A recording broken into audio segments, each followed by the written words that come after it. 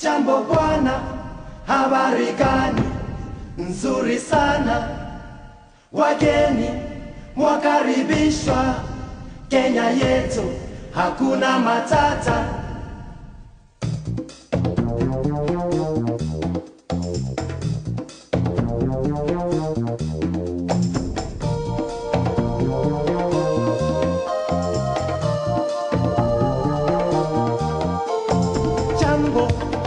Jambo bwana, habari gani? Nzuri sana. Wageni mwakaribishwa Kenya yetu, hakuna matata. Ngiti jambo bwana, habari gani? Nzuri sana. Wageni mwakaribishwa Kenya yetu, hakuna matata.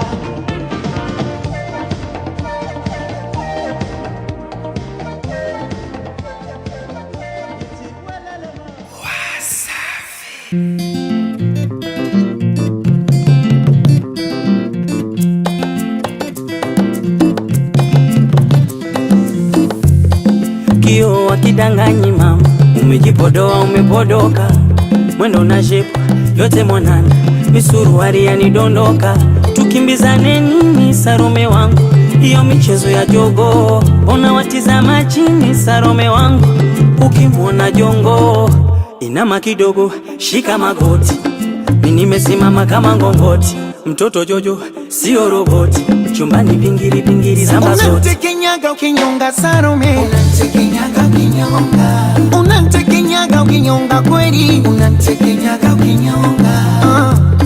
Orera bakuru bange, orera ngambe, orera nazarima, orera ngambe. Utamkolea aprokoto, tingali ndani kwa moto, mtamyongea msokoto, teme sumu kali kama koboko.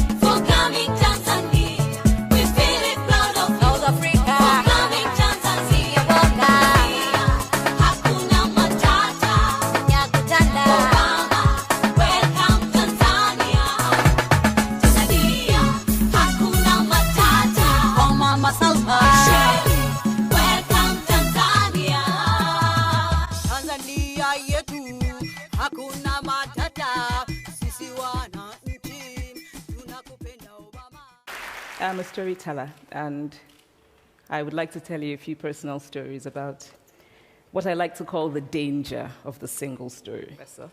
My mother was an administrator.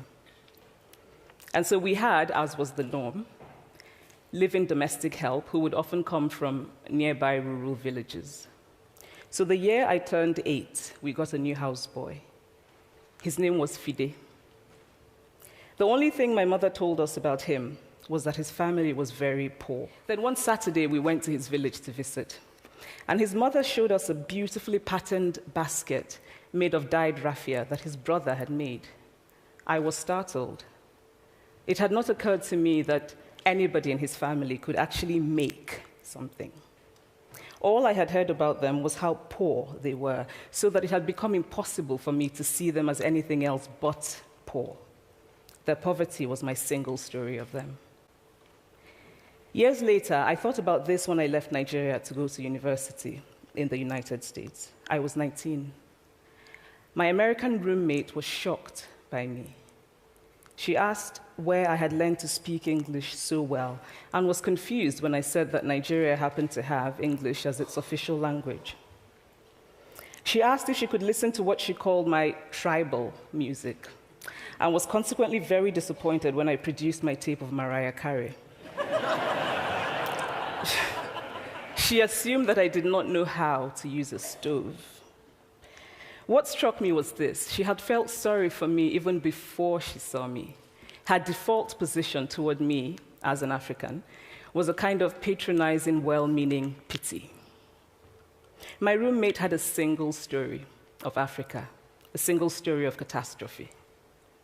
In this single story, there was no possibility of Africans being similar to her in any way, no possibility of feelings more complex than pity, no possibility of a connection as human equals.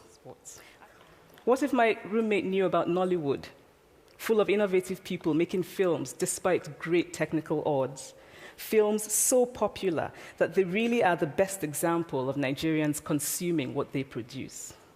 What if my roommate knew about my wonderfully ambitious hair braider who has just started her own business selling hair extensions?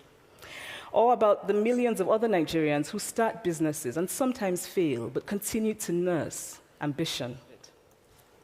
I teach writing workshops in Lagos every summer, and it is amazing to me how many people apply, how many people are eager to write, to tell stories. Stories matter. Many stories matter. Stories have been used to dispossess and to malign, but stories can also be used to empower and to humanize. Stories can break the dignity of a people, but stories can also repair that broken dignity. The American writer Alice Walker wrote this about her southern relatives who had moved to the north, and she introduced them to a book about the southern life that they had left behind. They sat around reading the book themselves, listening to me read the book, and a kind of paradise was regained. I would like to end with this thought, that when we reject the single story, when we realize that there is never a single story about any place, we regain a kind of paradise. Thank you.